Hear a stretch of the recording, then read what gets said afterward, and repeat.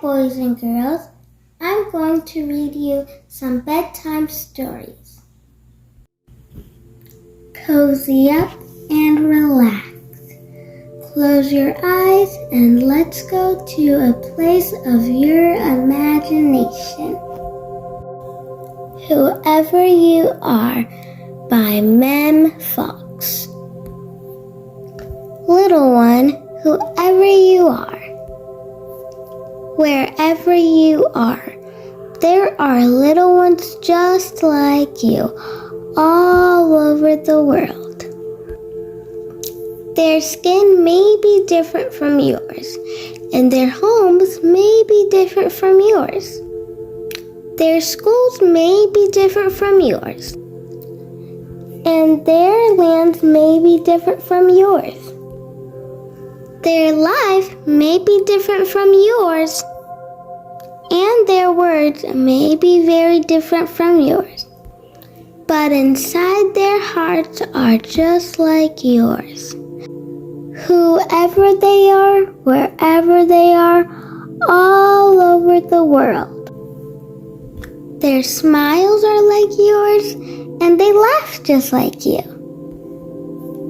Their hurts are like yours, and they cry like you too. Whoever they are, wherever they are, all over the world.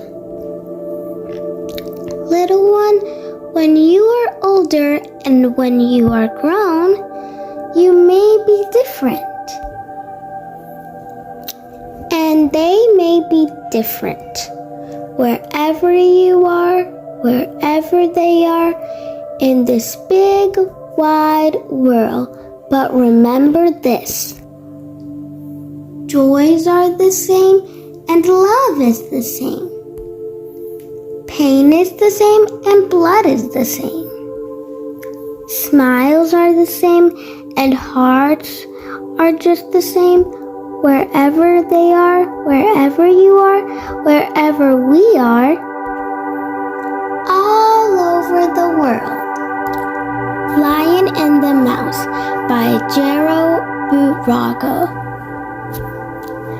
In the woods there lived a very lovely lion who was like the sun, and a small mouse who was a busybody and a glutton. One day the mouse marched into the lion's house without being invited. Being well-mannered, he wiped his feet on the lion's mane. Before he could leave without saying goodbye, the lion grabbed him. "Where are you going, breakfast?" the lion asked him. "Breakfast?" said the mouse. "Don't eat me today, please. I am off to see my girlfriend." "Someone as small and ugly as you couldn't have a girlfriend." "But I do, and if you let me go, I might be able to return the favor." "Ha ha ha ha ha," laughed the lion, as only lions can. "Such an insignificant little animal as you is going to return the favor? Get out!" And the mouse ran away. Insignificant means being of no use or importance, and is the most insulting thing you could say about a mouse. The next day, the lion went out for a walk and found a very handsome ham hanging from a tree. It was a hunter's trap, and he fell into it. In those days, people were foolish and hunted lions. As the lion was crying, the mouse appeared, but the lion didn't recognize him because all mice looked alike to him. "It's me, Mr. Lion," the mouse said, "yesterday's mouse. And what do you want? I can rescue you from your trap." The lion felt like laughing again, but it didn't seem like such a good idea just then. The mouse spit through the nets that was covering the lion and freed him. The lion was astonished. He had been rescued by someone so small? I told you I'd return the favor, exclaimed the mouse before he fled into the bushes. One rainy day, the lion met the mouse again, and with his immense paw, he protected him from the rain. Another favor? The mouse said with annoyance. Now I'm going to have to do another favor for you? And you will have to do another favor for me? Then another, and you another, and then I another again? Enough, said the lion. I'm doing it because I don't want you to get wet. And that is how they began to be good to each other. These weren't favors. They didn't do this because they expected to get something back. They ended up living together in the lion's house because there was more room there than in the mouse's house. One day, the lion went up very, very close to the mouse to see him better. You know, seeing you so close up, friend mouse, you aren't at all, not at all ugly. They lived together nicely the rest of their days in the woods they loved so much. The lion walked through the bushes with his good mouse sitting on his head. And that's the end of this story. Scaredy Squirrel Makes a Friend by Melanie Watt.